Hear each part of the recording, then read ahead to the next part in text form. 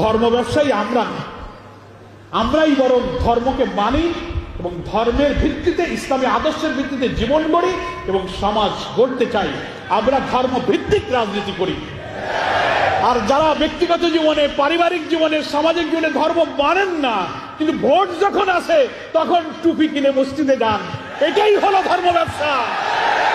সারা বছর নামাজ নাই, রোজা নাই, দান নাই, খয়রাত নাই, ভোটের সময় আসে নতুন পাঞ্জাবি, নতুন টুপি, ঘন ঘন মসজিদ, পকেটে আতর, যায় নামাজ, মাশাআল্লাহ, সুবহানাল্লাহ, ইন্নালিল্লাহ, আলহামদুলিল্লাহ, মুসাফা, কুলাকুলি। এইটার নাম হলো ধর্ম ব্যবসা। আমরা ভোটের সময় ধর্ম মানি না, সারা বছর 12 মাস আল্লাহর গোলামি করি, 12 মাস আল্লাহর ইবাদত করি। ভোটের মৌসুম সামনে রেখে যারা ইবাদত করেন তারাই হচ্ছেন ধর্ম ব্যবসায়ী। ফলে বাংলাদেশের সরকার, অন্তর্বর্তীকালীন সরকারকে একটি অবাধ, একটি নিরপেক্ষ, গ্রহণযোগ্য নির্বাচনের পথেও যেমন ষড়যন্ত্র আছে, তেমনি আওয়ামী লীগ পতিত স্বৈরাচার বিদায় নেওয়ার পরেও এখন আওয়ামী লীগ রাজনীতির ময়দানে নেই, তারা পালিয়ে গেছে। 300 এমপি, এত মন্ত্রী কেউ খুঁজে পাওয়া যাচ্ছে না। ওরা জামাত ইসলামীকে যেভাবে দমন করে ফাঁসি দিয়ে আওয়ামী স্টাইলে জামাতের বিরুদ্ধে লেগেছিল, আওয়ামী লীগ রাজনীতির ময়দান থেকে হারিয়ে গেল।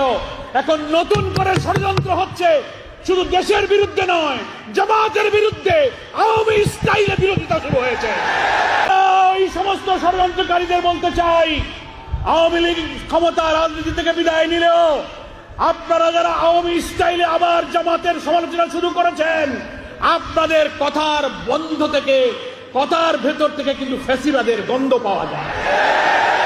ওরা জামাত ইসলামীকে ধর্ম ব্যবসায়ী বলেছিল, ওরা স্বাধীনতা বিরোধী বলেছিল, ওরা ৭১ বলেছিল। আপনি সে আওয়ামী স্টাইলের কথা এখন শুরু করেছেন কেন? জামাত ইসলামের বিরুদ্ধে যারা ষড়যন্ত্র করেছে, ইতিহাসে তারা পতিত স্বৈরাচার হয়ে বিদায় গ্রহণ করেছে।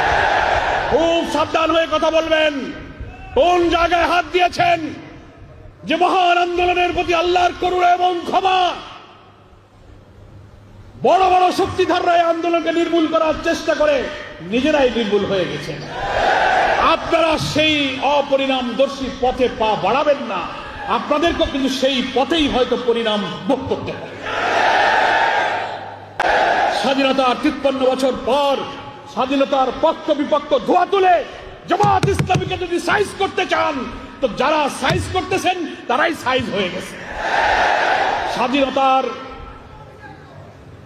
53 বছর পর এই জাতির মধ্যে কোন প্রশ্ন তুলে অনৈক্য বিভেদ তৈরি করার এই ষড়যন্ত্রকে আমরা দেশের বিরুদ্ধে ষড়যন্ত্র মনে করি।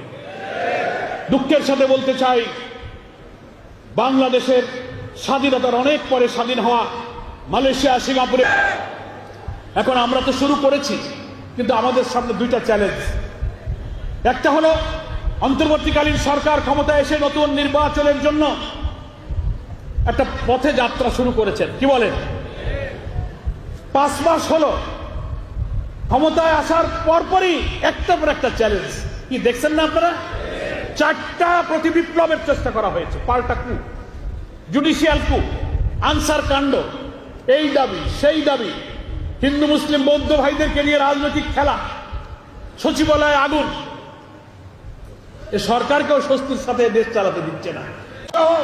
অসংখ্য নেতাদেরকে গ্রেফতার করে বৃদ্ধ বয়সে তিলে তিলে কারাগারে মৃত্যুর মুখে ঠেলে দেওয়া হয়েছে এবং আমাদের প্রিয় 5 জন নেতাকে ফাঁসিতে ঝুলিয়ে হত্যা করা হয়েছে।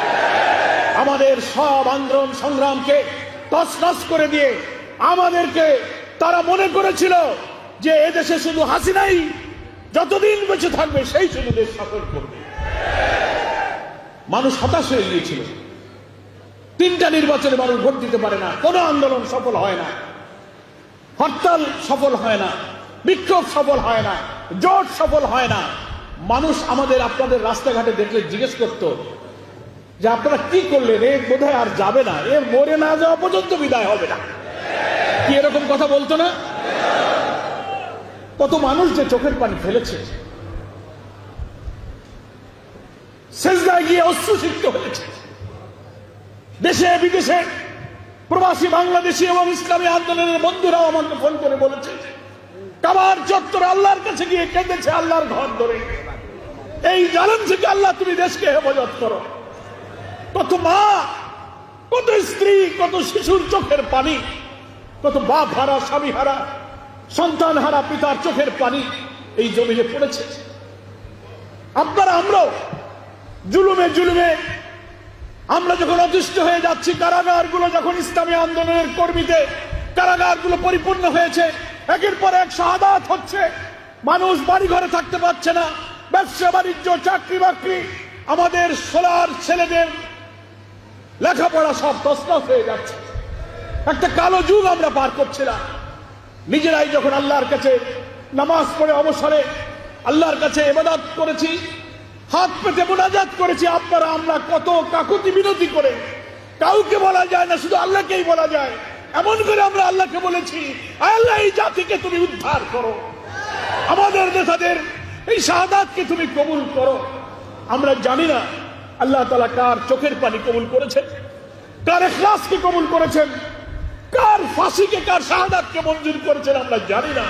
কিন্তু 24-এর 5 আগস্ট আসমানের মালিক আমাদের রব আসমান থেকে জাতির জন্য করুণা এবং রহমতের ধারা নাযিল করলেন। আলহামদুলিল্লাহ। হাসিনা যা ইচ্ছা করেছিল, হাসিনার ইচ্ছা পূরণ হয়নি। আল্লাহ তাআলা কোরআন শরীফে বলেছেন, ওমা তাশাউনা ইল্লা আইয়াশা আল্লাহু রাব্বুল আলামিন। তোমাদের কোনো ইচ্ছাই পূরণ হয় না যতক্ষণ না আল্লাহ তাআলা তা ইচ্ছা না করেন। কি বলেন, ঠিক কিনা? ও চেয়েছিল বাংলাদেশ থেকে ইসলামী আন্দোলন, ইসলামী শক্তিকে নির্মূল করে দেবে। যতদিন বেঁচে থাকবে কর্তৃত্ববাদী ফ্যাসিস্ট, সে একাই শাসন করবে। তার দল, তার পরিবার, তার সিন্ডিকেট ছাড়া ব্যবসা বাণিজ্য, চাকরি, পেশা, লেখাপড়া, ঠিকাদারি, কর্তৃত্ব আর কারো চলবে না, সেই শুধু করবে। এই কর্তৃত্ববাদী ফ্যাসিবাদের দিকে দেশ ধাবিত হয়েছিল। কিন্তু 17-18 বছরের চোখের পানি আন্দোলন, কষ্ট ত্যাগ, নিরপরাধ নিরীহ আল্লাহর নেক বান্দাদের ফাঁসিতে ঝুলিয়ে হত্যা করা হয়েছে। যারা জীবনে একটা মিথ্যা কথা বলে নাই, একটা টাকা হারাম খাই নাই, কাউকে কষ্ট দেয় নাই, 70, 80, 90 বছর বয়সে বৃদ্ধদেরকে তুমি হত্যা করেছো, ফাঁসিতে ঝুলিয়ে দিয়েছো। আল্লাহর আরশ কেঁপে উঠেছে, কিন্তু হাসিনার হৃদয় কাঁপেনি।